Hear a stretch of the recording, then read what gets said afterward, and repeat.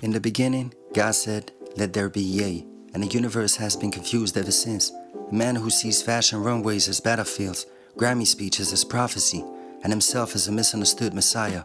But even a fallen angel needs disciples, right? So what if Kanye didn't roll with rappers no more, but instead he decided to hang out with anime villains, smarter, pettier, and louder than him? Today we are assembling the most unholy alliance. 5 anime characters would be Ye's Day 1 BFFs until they betray each other in the group chat 2 months later.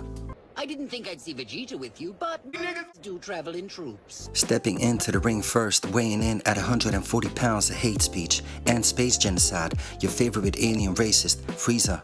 This man calls everyone monkeys, and somehow Kanye hears that and goes, "Finally, someone who gets me." Frieza and Ye wouldn't just be friends, they would drop a joint album called Planet Vegeta Never Happened.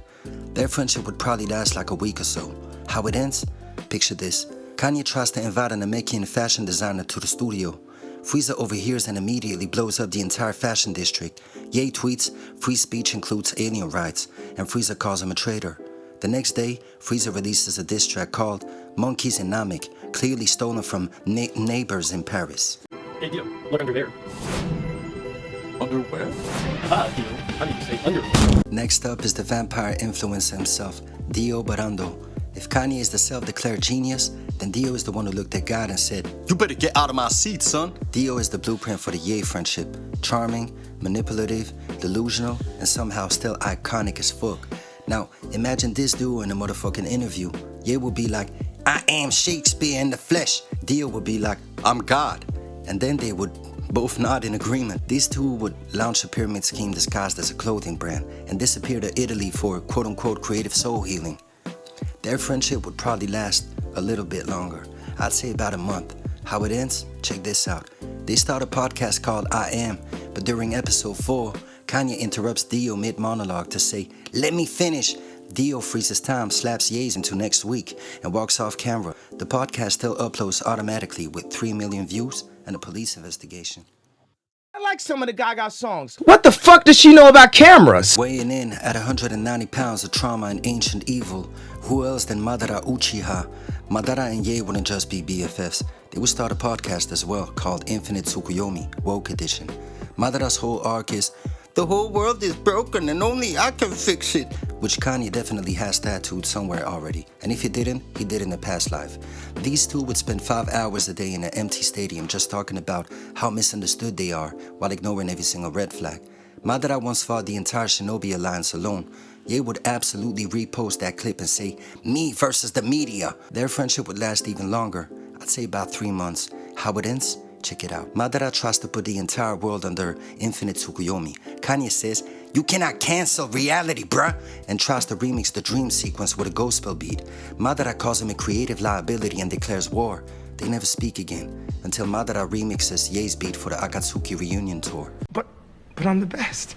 But are you a different animal and the same beast? What the does that mean, Kobe Bryant? Now we gotta talk about one of my favorite MCs, Light, aka I got a notebook in a God complex. What? Yagami. Light and Ye is a match made in narcissist heaven. Imagine them arguing over who saved more lives, Light with his death note or Ye with graduation. Light would gas Kanye up saying, "Your mind is a weapon," and Kanye would respond with, "Your handwriting changed the whole world." Together they would run a private school where detentions come with death sentences, and the only motto is, "Only visionaries allowed." Their friendship would be pretty short, I'd say about a week. How it ends? Check this out. Kanye calls Light the Shakespeare of mass extinction on Drink Champs. Light smiles, but you can already see the mental chessboard flipping. The beef starts when Ye leaks a freestyle titled Notebook of the Gods and claims he helped Light design the cover of the Death Note. Light kills him with poetic timing on the 7th day like a god who got tired of his creation. Ryuk just watches eating apples, whispering, "He talked too much anyway." I'm Mr. Old Kanye. Time to wrap it up with a tactician, the masked messiah, Lelouch. Lelouch is basically Ye if Ye had 170 IQ and watched more chess tutorials. These two will plan a global fashion revolution while overthrowing governments on the side.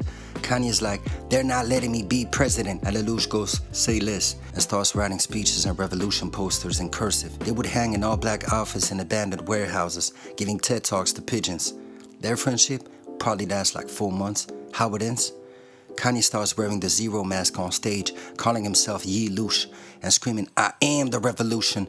Lelouch plays along until Kanye drops an album called Rebellion Part 2, where he claims he was the one who ended tyranny in Area 11. By the next week, Lelouch fakes his own death again, just to ghost Ye in the most theatrical way possible. So there you have it, a squad so chaotic, their group chat will be considered a war crime. If Ye ever steps into the anime world, these are the 5 unhinged masterminds he'd vibe with, until it all inevitably explodes in betrayal, passive-aggressive subtweets, and one big final episode. But then again, if anyone could survive that chaos, it's my favorite artist of all time, Kanye West.